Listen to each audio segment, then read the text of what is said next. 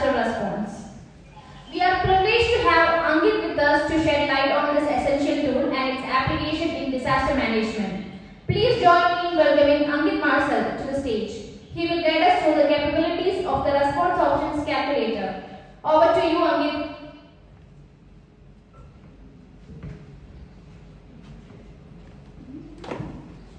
Thank you, Meenakshi, for the wonderful introduction. So, good evening, everyone.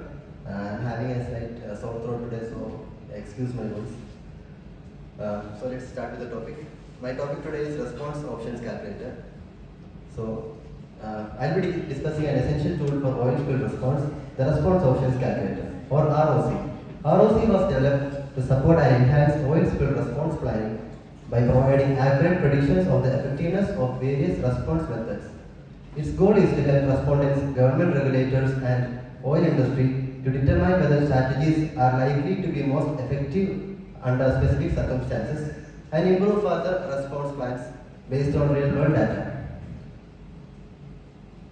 So, ROC is a sophisticated tool that stimulates the behavior of spilled oil in different conditions, allowing for comparative analysis of three primary oil spill response techniques. So, the first one is mechanical recovery. This approach involves the physical removal of oil from the water surface, typically using skimmers that skim the oil off the water. ROC evaluates the conditions under which mechanical recovery can be most effective. The second method would be dispersant application. This method uses chemical dispersants to break down the oil into smaller droplets, aiding natural degradation processes.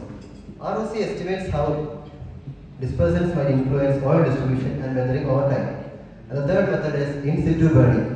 In this technique, oil is burned directly on the water surface under controlled conditions. ROC helps determine the feasibility and potential efficiency in situ burning for a given spill scenario. So let's go and dive into the key functions of ROC. The power of ROC lies in its ability to model complex interactions between oil properties and environmental factors. Let's look at some of its main functions. The first one is weathering prediction. Oil in water changes its properties over time due to exposure to elements like sunlight, wind, and waves. ROC uses a weathering model to predict this transformation, considering processes like evaporation, spreading, emulsification, and biodegradation. These predictions help responders understand how the oil change characteristics might affect each response method efficiently. The second key function is encounter rate calculations. A vital metric in spill response, encounter rate, measures how much oil can be accessed by response equipment with a given time frame. ROC integrates dynamic factors such as oil thickness and spread to provide accurate hourly estimates on encounter size. This is invaluable for deciding the placements and timing of response effects. The timing is important in the second key function. The third one is response capacity estimation. ROC allows response teams to estimate the oil volume that would realistically be recovered, treated, or burned within a given period. These estimates take into account the availability and capacity of response resources, offering a data-backed guide for allocating equipment and personnel accordingly. So let's dive into the tools and resources available in ROC.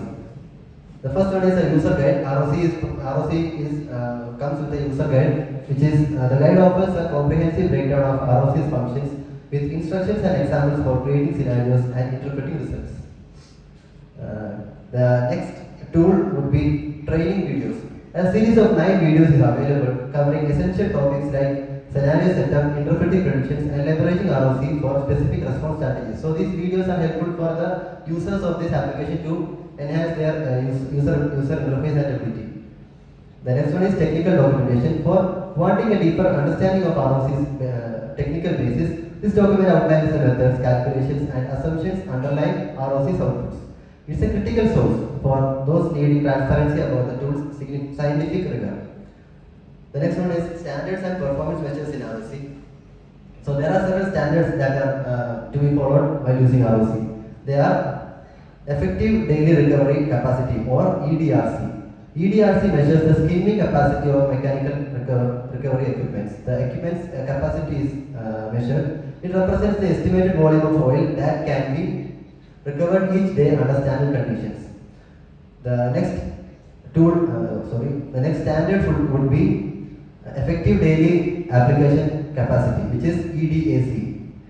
For dispersal application, EDAC estimates the volume of oil that can be effectively treated daily. It is important to remember that EDRC and EDAC are planning standards, meaning they provide benchmarks for expected capacity. They are real-time performance matrices but serve as guides for response planning. So, the response options calculator is a vital tool, as I said, in spill response management. So, let's see how ROC is used in disaster situations and real-life scenarios. In disaster response situations, oil spill prediction is the main function of ROC.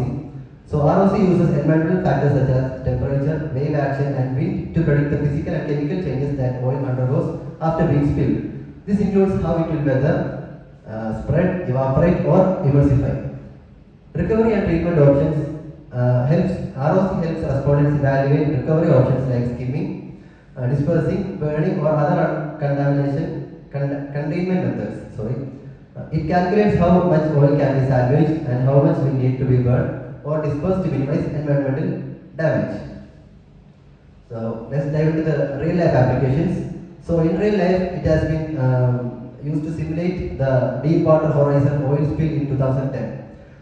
So ROC or similar tools were used to predict the behavior of the spilled oil in the Gulf of Mexico, helping to prioritize response actions such as skimming and burning on the water surface. So using ROC, the oil spill in Gulf of Mexico was managed. And the next application in real life was maritime oil spills. When shipping accidents occurs, ROC is employed to assess how the spilled oil will travel in ocean currents and what recovery or containment strategies will work best based on the oil properties and environmental conditions. And industrials and offshore drilling operations also use the help of ROC. ROC is used in scenarios where oil spills may result from offshore drilling accidents. It allows companies to plan for worst case scenarios and regulatory bodies to prepare suitable response strategies. And in summary, I would like to say that ROC plays a critical role in disaster management involving oil spills, and while it's not explicitly highlighted in every country's strategy, its principles are globally applied, including in India's disaster recovery and maritime management offices. So in conclusion, ROC represents a significant advancement in oil spill response planning by predicting oil weathering, calculating encounter rates and estimating recovery capacity. ROC supports respondents in making informed strategic decisions during the spill events. This tool is critical for minimizing the environmental impact of oil spills and streamlining the planning process for future incidents. Thank you for your attention, and I am happy to answer any questions you might have about ROC and its impact on oil response.